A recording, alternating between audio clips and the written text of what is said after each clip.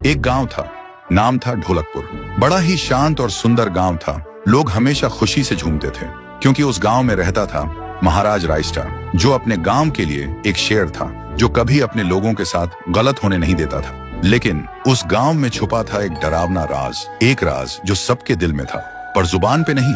गांव के बीच एक सूखा हुआ पेड़ था जिसे लोग कहते थे श्रापित पेड़।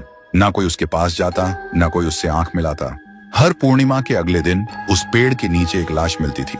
लोग कहते रात में कोई आता है और लाश छोड़ जाता है, लेकिन कभी किसी ने कुछ देखा नहीं और देखता भी कैसे। जो देखता वो अगले दिन पेड़ के नीचे होता था। एक दिन रायस्टार ने ठान लिया, बस अब और नहीं, इस राज का अंत मैं ही करूंगा, क्योंकि ढोलकपुर का नाम मिट्टी में मिल रहा था। फिर एक पूर्णिमा की रात रायस्टार चुपके से जाकर पेड़ के पास बैठ गया। रात के 2 बजे एक आवाज आई, ठुंग ठुंग ठुंग ठुंग ठुंग ठुंग ठुंग ठुंग ठुंग सहूर।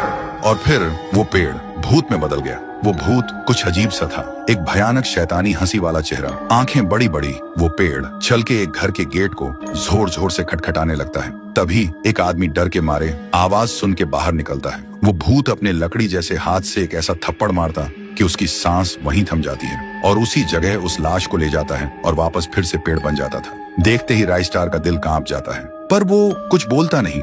सुबह लोग भीड़ में जमा हुए और रायस्टार ने पहली बार उस पेड़ से बात करने की कोशिश की। पेड़ के अंदर से एक आवाज निकली, क्या तुम सब भूल गए मुझे? रायस्टार बोलता है, तू कौन है? पेड़ बोलता है, मैं हूँ ठुन ठुन ठुन साहुर। एक वक्त था जब मैं भी इस गांव का एक प्यारा सा बच्चा था, लेकिन 100 साल पहले मुझे इसी पेड़ से रस्सी बांधकर उल्टा लटका दिया गया, गांव वालों की आंखों के सामने, और मेरी मौत को तमाशा बना दिया गया, सिर्फ इसलिए क्योंकि मैंने एक राज देख लिया था जो लोग छुपाना चाहते थे। और उसी पल से मेरी रूह इस पेड़ से जुड़ गई। उस दिन से मैं इंसान नहीं, एक सज्जा बन गया और हर पूर्णिमा में एक राजदार को चुनता हूँ और फिर उसे उसकी खामोशी का हिसाब देता हूँ। रायस्टार बोलता है, लेकिन अब तो वो लोग मर चुके हैं ना जो तेरा कसूरवार थे। अब तू मासूम लोगों को क्यों मार रहा है? पेड़ कुछ देर चुप रहता है, फिर बोलता है, ठीक है, बस एक बार मुझे याद करो, एक दिया जला दो, फिर मैं कभी किसी को नहीं मारूंगा। फिर रात में सब लोग आते हैं, एक एक दिया जलाते हैं और तभी पेड़ अपने आप से आग पकड़ लेता है और आखिर में मुक्ति मिलती ठुन ठुन ठुन साहुर को। उस दिन के बाद गांव में कभी कोई लाश नहीं मिली। हर पूर्णिमा में लोग एक दिया जलाकर उसकी यादों को जिंदा रखते हैं, क्योंकि अगर भूल गए तो सपने में एक आवाज सुनाई देती थी, ठुंग ठुंग ठुंग ठुंग ठुंग ठुंग ठुंग ठुंग ठुंग सहूर।